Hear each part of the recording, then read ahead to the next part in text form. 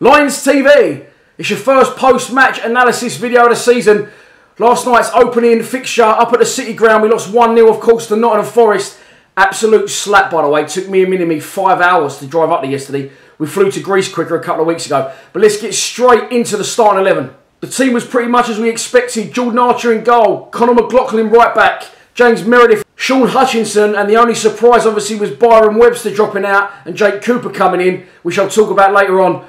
Midfield was Jed Wallace on the right, Aidan O'Brien on the left, central partnership of Sean Williams and George Saville, and the old deadly duo up front, or not so last night, Lee Gregory and Steve Morrison. Talk about the starting 11 first off.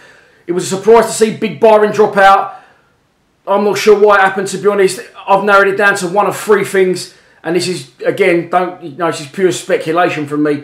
Either one, the delay of Jake Cooper's signing was due to him having a clause put in his contract which says if he's fit he plays, which is possible.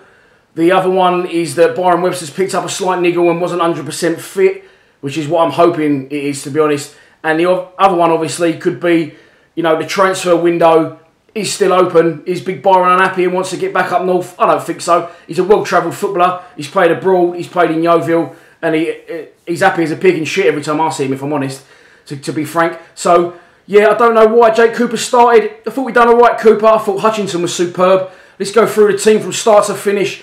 Jordan Archer, we all know I'm not Jordan's biggest fan. Superb at Wembley, and for that reason, I thought he deserved his second chance last night. In real time, I was right behind the goal. Could he have got across a bit quicker? A lot of people were saying it. Now seeing it back, no. It's a great strike. In off the post. He's travelled well across his goal. He started in the centre of the goal, and as he's finished his dive, he's ended up well beyond the far post. It's just a great strike. Fullbacks, very impressed with the fullbacks yesterday. McLaughlin, Meredith especially. They're looking like real great signings for us. They like to get forward. We kept the ball on the ground a bit more than we would have usually done. Hutchinson was superb at centre half. Some very, very decent, timely tackles. Cooper done all right. Looks a bit panicky a couple of times with his clearances. Moving into the midfield. Jed again runs at the heart of defence. Superb from Jed. Again, second half, had the chance to equalise on his left foot. Maybe he could have lifted it over the keeper, but by that point, we'd missed about 153 chances, so you can't pin that one on Jed. Aidan again, first half. Listen, 9 times out of 10, you're putting your money on the onion bag to stick that header in back across the keeper, but it didn't just go that way, did it? Central midfield, Sean Williams played well. I'll hold my hands up. I haven't been too impressed with Saville in pre-season. For me, George Saville, man of the match yesterday. Won everything, broke everything up. Superb, George Saville, absolutely superb yesterday. And then up front, the deadly duo of Steve Morrison and Lee Gregory. Gregors was unlucky. Keeper saved one. First half, AOB nearly popped in the rebound.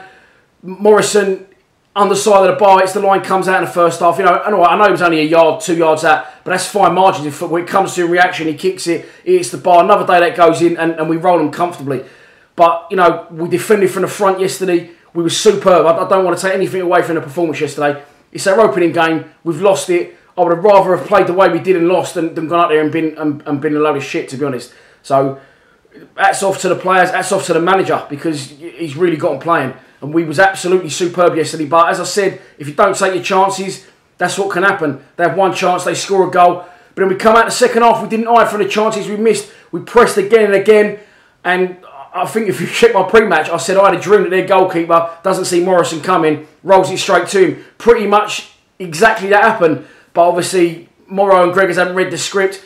I was hoping Morrow was going to stick that one in himself, to be honest, but he squares it to Gregors, and somehow it doesn't go in. It just wasn't our day yesterday, was it? And then finally, when we do break him down, lovely little ball inside from McLaughlin, cross comes in from the right, and the general's at the back post, knocks it back across, it trickles in. At first, some people weren't sure whether it'd gone out, and he curled it back in. I said in my full-time post, or one of my interviews afterwards, if he's managed to do that, then let's sell him to PSG as well for 220 million, because the ball was clearly in play.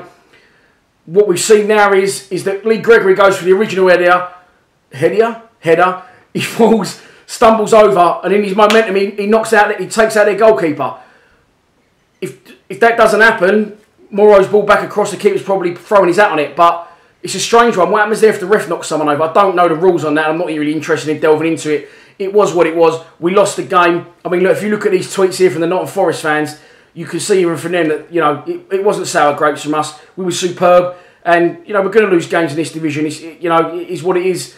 But you can't knock the performance, you can't knock the players, you can't knock the manager. Well played to everyone. Well done to the travelling fans. Everyone was superb yesterday. Onwards and upwards. We play like that throughout the season. Absolutely no problem staying in this league.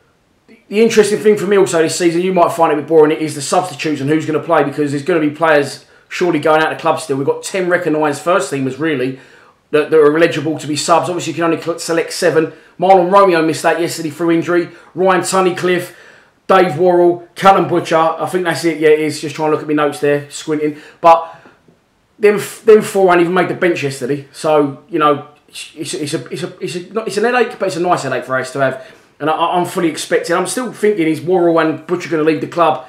And is Leonard still coming in? Transfer-wise, I think that's us done now, to be honest with you. I think our transfer is over. I think we've got enough to start. I think we showed that last night. So, yeah, good squad, big squad. But every week, you're going to get 3 or 4 players not even making that bench. Just finally, before we wrap it, we're well on our way now to 5,000 subscribers. It's really picked up pace in the last week or so. It is free to subscribe to our YouTube channel. Literally, all you've got to do is go onto the YouTube, click subscribe. It is that simple. And when we get to 5,000, I'm going to be giving this away, which is this season's training vest I bought out of the club shop. It's not a warm one. Signed by all the squad. I got them to do that at the open training day. So, things are picking up pace. Once we get there, I'll give that away. All that's left to say now is I will see you Tuesday at Stevenage in the Caribou Cup if you're going. Please subscribe to Lions TV. Come on, you Lions.